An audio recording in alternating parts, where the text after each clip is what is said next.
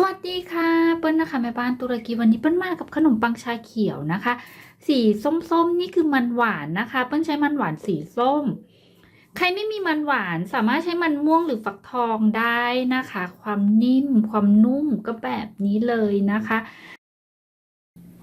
ใส่นมลงในอ่างผสมค่ะไข่เราจะใช้แค่ครึ่งฟองนะคะตีให้เข้ากันค่ะใส่ลงไปครึ่งหนึ่งหรือประมาณ25 กรัมค่ะน้ำตาลทรายค่ะ เกลือ ยีสต์ผสมให้ทุกอย่างเข้ากันดีนะคะ ให้เกลือและน้ำตาลทรายละลายดี แป้งทำขนมปังค่ะ ผสมหรือนวดจนทุกอย่างเข้ากันดีค่ะ สามารถใช้เครื่องผสมอาหารในการนวดแป้งโดได้นะคะ เมื่อแป้งรวมตัวกันเป็นก้อนดีแล้วนะคะ ใส่เนยค่ะ หลังจากใส่เนยลงไปแล้วนะคะ แป้งจะแฉะขึ้นเล็กน้อยเป็นเรื่องปกตินะคะ นวดให้ทุกอย่างซึมเข้าไปในแป้งนะคะ แป้งจะหายแฉะและเนียนขึ้นนะคะ เราจะนวดจนแป้งยืดหยุ่นดีหรือขึ้นฟิล์มนะคะส่วนนี้แป้งแฉะเล็กน้อยนะคะ เติมแป้งได้นิดหน่อยแต่อย่าเติมเยอะนะคะ เดี๋ยวจะแห้งเกินไปเดี๋ยวเราจะนวดต่อด้วยมือนะคะ ตอนนี้นะคะก็นวดจนเขารวมตัวกันเป็นก้อนดีแล้วนะคะ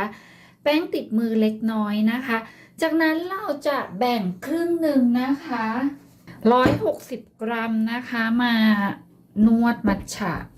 ส่วนสีขาวนะคะเราจะรวบให้เป็นก้อนแล้วพักแป้งค่ะวางเอาไว้ด้านหนึ่งของอ่างผสมนะคะมันจะคุมแรปเอาไว้นะคะเพื่อที่เดี๋ยวเราจะพักมัทฉะอีกด้านหนึ่งนะคะสีเขาจะได้ไม่ติดกันโดที่เราแบ่งออกมานะคะกางออกค่ะเราจะใส่มัทฉะไปนะคะมัทฉะที่เปิ้ลใช้คืออูจิมัทฉะนะคะจากนั้นนะคะเราจะนวดจนเขาเข้ากันดีค่ะค่อยๆนวดนะคะตอนนี้นะคะเปิ้ลก็นวดจนสีเขียวเนี่ยเขาเนียนเข้ากันดีแล้วนะคะไม่ได้นวดจนฟิล์มอะไรมากนะคะแต่ว่ารอยขาดเนี่ยเขาเรียบแล้วถือว่าใช้ได้นะคะเดี๋ยวเราจะรวบให้เป็นก้อนนะคะแล้วพักแป้งคู่กับสีขาวค่ะจากนั้นนะคะเราจะพักให้ขึ้นเป็นเท่าตัวนะคะระยะเวลาพักแป้งอยู่ที่ประมาณ1 ชั่วโมงนะคะหรือ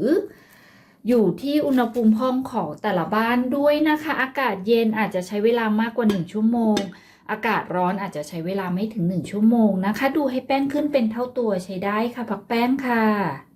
ในระหว่างที่เราพักแป้งนะคะเราจะมาทำในส่วนของไส้มันหวานนะคะเพื่อใช้มันหวานสีส้มนะคะใครมีฟักทองหรือมันเทศก็ใช้ได้นะคะ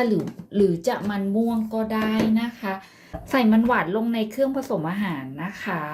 เปิ้ลใช้มันนึ่งนะคะสามารถใช้มันต้มก็ได้นะคะหรืออบก็ได้นะจากนั้นนะคะน้ำตาลทรายค่ะเล็กน้อยใส่แค่พอให้เขาหวานนะคะถ้าชอบหวานสามารถใส่เพิ่มจากสูตรได้นะคะเนยละลายค่ะ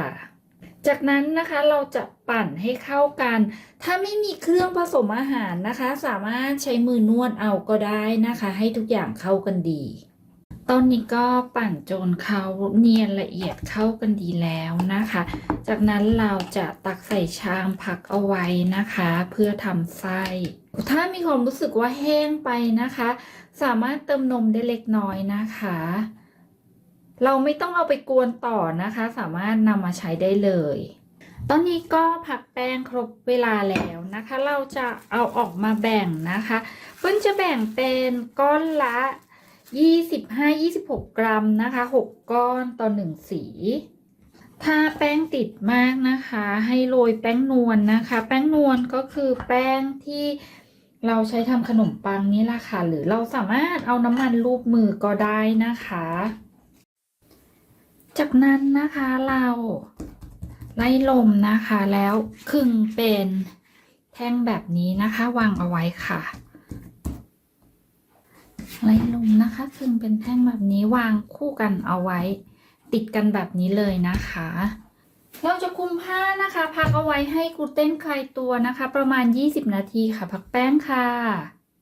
พักแป้งครบเวลาแล้วนะคะเรามาขึ้นรูปกันหยิบมาทีละ1ชิ้นนะคะจากนั้นรีดเล็กน้อยค่ะให้เขายาวประมาณ1คืบนะคะกว้างนิดหน่อยจากนั้นนะคะตัวมันหวานนะคะเราบีบไส้ลงไปค่ะจากนั้นนะคะจับปิดตะเข็บค่ะปิดตะเข็บให้เรียบร้อยนะคะจะได้แบบนี้นะคะวางเรียงพักเอาไว้ค่ะเมื่อเราห่อไส้หมดแล้วนะคะหยิบมาทีละ1ชิ้นค่ะรีดค่ะให้เขายาวออกไปนะคะแล้วก็กว้างเล็กน้อยไส้แตกไม่เป็นไรนะคะให้เขายาวประมาณสักคืบครึ่งนะคะหรือประมาณ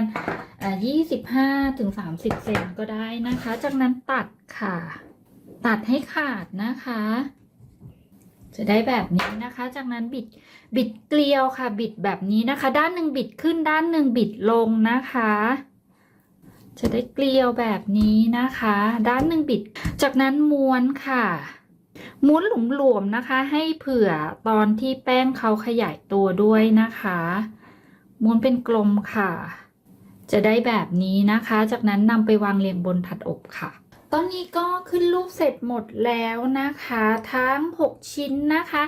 จากนั้นเราจะพักให้แป้งขึ้นเป็นเท่าตัวนะคะระยะเวลาพักแป้งอยู่ที่ประมาณ40นาทีถึง1ชั่วโมงนะคะ